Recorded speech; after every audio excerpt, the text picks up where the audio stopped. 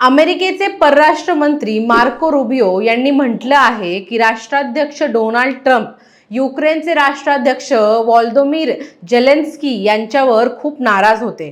Rubio यांनी CBS न्यूजला दिलेल्या मुलाखतीत सांगितले की अध्यक्ष ट्रम्प यांनी झेलेन्स्कीला उत्तम प्रकारे वागवले। रुबियो म्हणाले की केवळ राष्ट्राध्यक्ष ट्रम्प नाही तर स्वतः बायडन देखील झेलेन्स्कीवर नाराज आहेत आणि लोकांनी हे विसरू नये। ऑक्टोबर 2022 मध्ये अमेरिकन प्रसारक NBC ने एका अहवाल प्रकाशित केला ज्यामध्ये असं सांगण्यात आलं होतं की जून 2022 मध्ये अमेरिकेचे तत्कालीन राष्ट्राध्यक्ष जो बायडन यांनी फोनवर झेलेन्स्की यांच्याशी बोलताना त्यांचा संयम गमावला होता।